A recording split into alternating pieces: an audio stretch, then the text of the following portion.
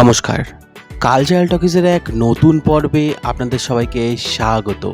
সম্প্রতি মধুসূদন মঞ্চে সমকালীন সংস্কৃতির আয়োজনে আয়োজিত হয়ে গেল এক সন্ধ্যায় দুটি নাটক। প্রথম নাটক সুভদ্রারা, দ্বিতীয় নাটক কণ্ঠরোধ। দুটি নাটকেরই নির্দেশনায় ছিলেন সুদীপ্ত সরকার। চলুন দেখে নেওয়া যাক এই অনুষ্ঠানের কিছু ঝলক।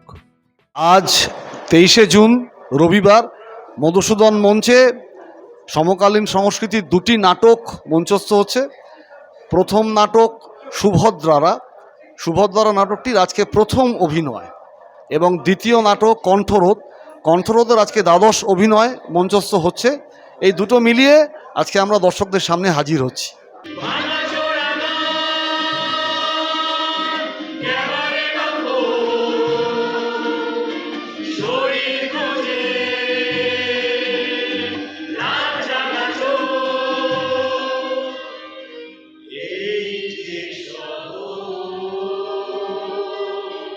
শহরতলির ছোট্ট একটা বাড়ির অভাবী সংসারের মেয়ে। মা বলে নুন আনতে পান্তা ফুরু, আর বাবা যায় চটপালে। সেখান থেকে নাকি 100K, হ্যাঁ, লক্ষ লক্ষ মানুষ। আরে লক্ষ লক্ষ মানুষ রাত জেগে বসে থাকে শুধুমাত্র ওই মোবাইলের পর্দায় আমাকে আমাকে দেখার জন্য। আমাকে, হ্যাঁ, আমি বলেছি, তাদেরকে অনেক বোঝাবার চেষ্টা করেছি, কিন্তু বুঝতেই তো পারছো আমাদের বংশটা একটু উঁচু। সেখানে ওদের মুখ দেখে মনে হলো যে এই বিয়েতে ওদের মত নেই। তাহলে আমার কি হবে? সেই স্বপ্ন আমায় পেতে দাও।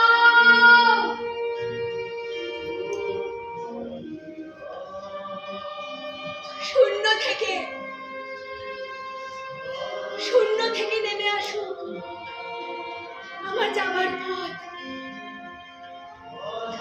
অনেক উঁচু,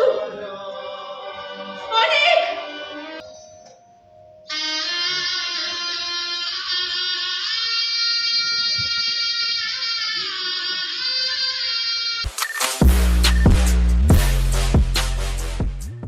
আমি জাস্ট নাটকটা দেখে বেরিয়েছি, সেই সময়ই আমাকে কথাও করেছে নাটকটা বলার জন্য। নাটকটা আমার খুবই ভালো লাগলো। কিছু ভাবনার ব্যাপার আছে। সুদীপ্ত সরকার সমকালীন সংস্কৃতি ও লেখার ওপর আমার একটা বিশ্বাস আছে। আমি লেখা প্রায় 2-3টে নাটক করেছি। আমার কাছে নাটকের কন্টেন্ট আজকে সমাজের জন্য অসম্ভব প্রয়োজনীয় মনে হয়েছে। এটা 1 নম্বর। 2 নম্বর, ডিরেকশন ওভারঅল ভালো লেগেছে। ডিরেকশনাল সিনোগ্রাফিতে ইমপ্রুভমেন্টের জায়গা আছে। অভিনয়ও বেশ ভালো, কিন্তু বেশ কিছু ক্যারেক্টারের ইমপ্রুভমেন্টের কিছু স্কোপ আছে। সব মিলিয়ে এই জায়গাগুলো যদি দেখে নেওয়া যায়, তাহলে সুভদ্রারা নাটকটি আজকে সাধারণ মানুষের কাছে অত্যন্ত প্রয়োজনীয় নাটক হয়ে উঠবে, এটা আমার বিশ্বাস। আজকে আমি যেটা দেখলাম, এটা ওদের প্রথম অভিনয়। কাজটা খুব পরিচ্ছন্নভাবে ওরা করেছে, কিন্তু ইমপ্রুভমেন্টের স্কোপ আছে। আর কন্টেন্ট বারবারই বলছি, আমাকে বারবারই বিষয়বস্তুটা টেনেছে এবং বিষয়বস্তু অত্যন্ত ভালো লেগেছে। সেন্ট্রাল ক্যারেক্টার, বলিষ্ঠ অভিনেত্রী, আমার বেশ ভালো লেগেছে তাকে। আর তনিমাদিকে আমি আগে অন্য নাটকে দেখেছি, তার গান এবং অভিনয় আমাকে খুব করেছে। বাকিরা মোটামুটি চলনসই, কিন্তু ইমপ্রুভমেন্টের স্কোপ আছে। এ নাটক যদি ঠিকঠাকভাবে রিহার্সাল করে ভালো অভিনয় সমৃদ্ধ হয়, বিষয়বস্তু অত্যন্ত জোরালো, মঞ্চসজ্জা এবং নাটকসজ্জা যথাযথ, মিউজিকটা আলাদা করে ভালো, এই সব মিলিয়ে এই নাটকটি একটি ভালো প্রযোজনা হয়ে ওঠার সমস্ত সম্ভাবনা আছে। আজ প্রথম অভিনয়, আশা করি সমকালীন সংস্কৃতি সেটাতে নজর দেবে। যে কন্টেন্ট ভীষণ প্রাসঙ্গিক, ভীষণ ভালো লাগে। কারণ এই রেঞ্জ নিয়ে কত ঘটনা রোজ আমরা কাগজে দেখছি। রিলস বানাতে গিয়ে জীবন নষ্ট হয়ে যাচ্ছে, এক একটার পর এক একটা অ্যাক্সিডেন্টের খবর। তাদের রিলসের ধারণায় কি উন্নতি করবে, এই ভাবনা থেকে নানা রকম জায়গায় পৌঁছচ্ছে।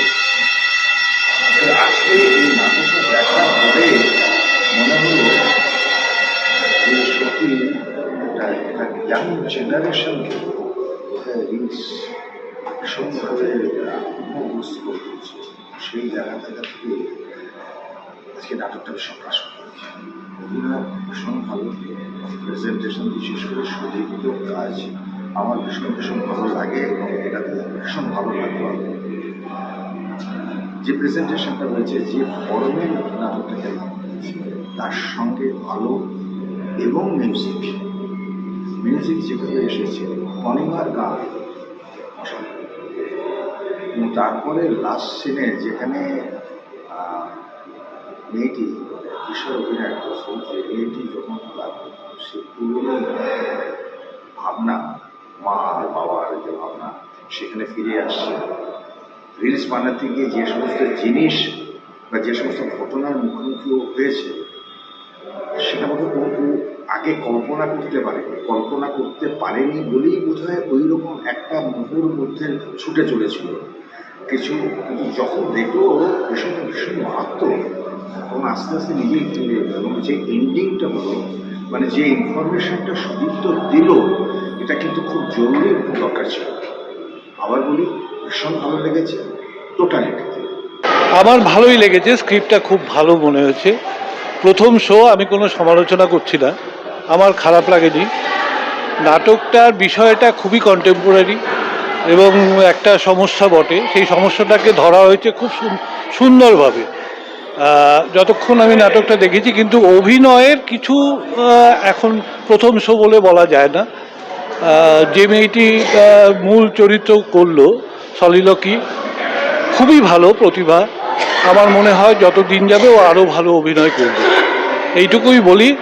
শুভেচ্ছা রইল। এইটা তো অনেক সেন্সিটিভ বিষয়, সেন্সিটিভ তো ডেফিনেটলি, তাই সকলের মধ্যে সেই জাগরণটা হওয়ার প্রয়োজন। আরও ফাস্ট পেসেড হলে আরও বেটার আমার মনে হতো। ভালো লাগলো, একটা ভীষণ কন্টেম্পোরারি থিম, এবং এই বিষয়টা নিয়ে খুব বেশি এই নাটক বোধহয় হয়নি, বোধহয় বলছি সব নাটক দেখা সম্ভব হয় না।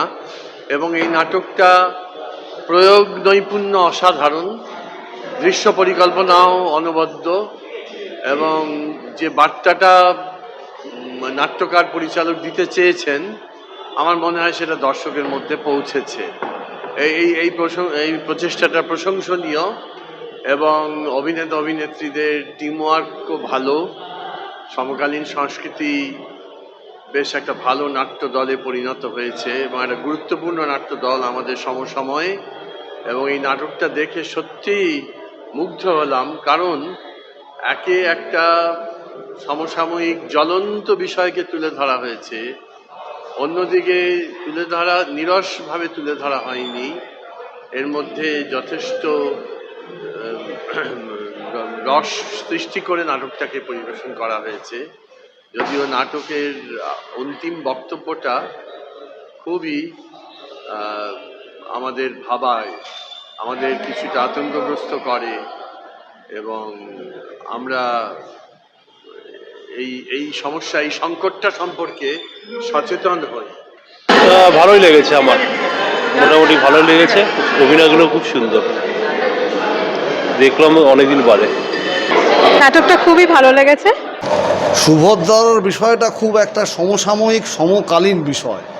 অর্থাৎ এই যে নতুন প্রজন্ম রিলস নিয়ে ভাবে, যে বিভিন্ন রকমের রিলস বানাবে, এবং তার জন্য কখনো কখনো সীমারেখা অতিক্রম করে যাচ্ছে মানুষের কাছে, তারা দেখতে পাচ্ছে কখনো কখনো শালীনতার সীমা লঙ্ঘন হয়ে যাচ্ছে। তো সেই জায়গা নিয়ে 2022 সালে ঘটে যাওয়া পত্রিকায় প্রকাশিত একটি ঘটনা থেকে নিয়ে এই নাটকের পরিকল্পনাটি আমার মাথায় আসে। মূলত রিলস বানানো, এবং তার থেকে কোন পরিণতির দিকে যেতে পারে। অনেকে ভাবেন যে রিলস বানালে হয়তো প্রচুর পয়সা রোজগার করা যায়, বৈভবের মধ্যে পৌঁছানো যায়, কিন্তু সেটা যে সবসময় হয় না, তার যে আরও অন্যান্য খারাপ দিক আছে, সেই জায়গাটাকেই আমরা তুলে ধরেছি সুভদ্রা নাটকে।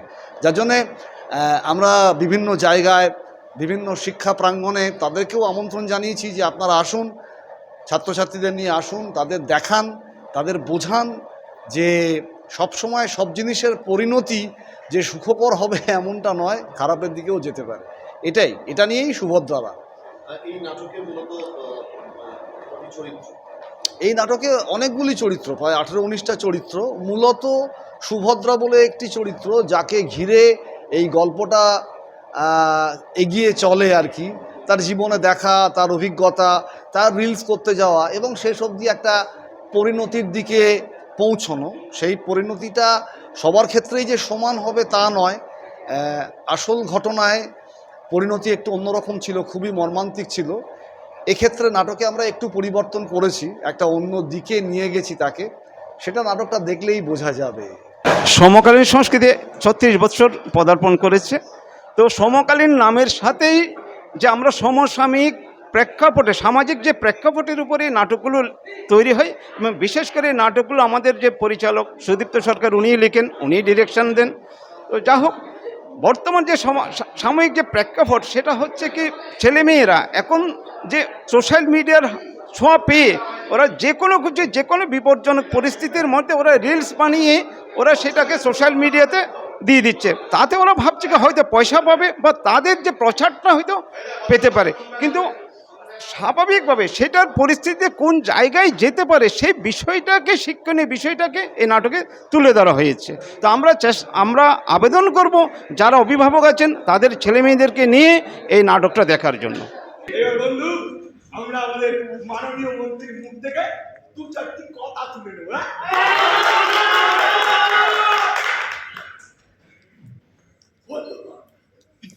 আমার প্রাণাধিক প্রিয় সাথী বৃন্দ,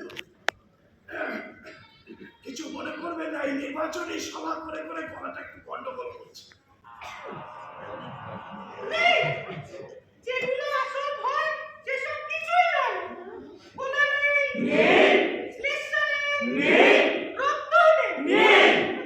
লোটা কি আপনার গলা দিয়ে কি কোনো আওয়াজই বেরোচ্ছে না? না, চেষ্টা করুন।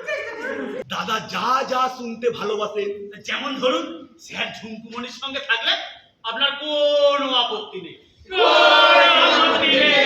আপনি এমন একটা কিছু বলুন, যা শুনে ওর মস্তিষ্কে আঘাত লাগে। আঘাতের অভিঘাতে চিন্তাগুলো সব কেঁপে কেঁপে ওঠে। লালসা, অর্থের লালসা, পদের লালসা, জনগণের সম্মুখে মিথ্যা বলিতে বলিতে বলিতে বলিতে আমার ধর্মপিতার একবারে দুষ্টি ষষ্ঠী পূজা করিয়া দিয়াছে। তো ভালো করে ভেবে না কোন পাড়ায় কতটুকু বলবে, যতটুকু চেষ্টা করতে পারবে ততটুকুই বলবে। আরে ওটাই আমাদের প্রধান অস্ত্র। কণ্ঠরোধ, এটা আজকে খুব সম্ভবত দ্বাদশ অভিনয়, 12তম অভিনয়। এটা রমানাথ রায়ের একটি ছোট গল্প অবলম্বনে, যে এখনকার দিনের যে নেতা নেত্রী, মন্ত্রী শান্ত্রী, তারা যে বিভিন্ন রকমের লোককে বলেন যে এই করে দেবো, বা বিভিন্ন রকমের তাদের যে সমস্ত কথা, সেই কথা বলতে গিয়ে শেষ অবধি কণ্ঠরোধ হয়ে যায় মন্ত্রীর, এবং সেখান থেকে কি করে বেরিয়ে আসে সেই নিয়ে একটা ভীষণ রকমের কমেডি, কিন্তু কমেডির মধ্যে দিয়ে একটা সামাজিক বার্তা পৌঁছে দেওয়ার চেষ্টা করা হয়েছে এই নাটকে। কণ্ঠরোধ নাটকটা আগে হয়েছে এবং সেক্ষেত্রে আমরা দেখেছি যে দর্শক ভীষণভাবে সেটাকে গ্রহণ করেছে এবং তারা চেয়েছে যে এই রকম পরিণতি যদি সত্যিই হতো এই অলীক কল্পনার জায়গাটা, তাহলে বোধহয় একদিক থেকে ভালোই হতো। সেই ভাবনা থেকে এই নাটকটাকে তৈরি করা হয়েছে। তো আমি চাইবো দর্শকরা আসুন বেশি করে, তারা দেখুন এবং তাদের মানসিক উত্তরণের জায়গাটা আরও সমৃদ্ধ হোক।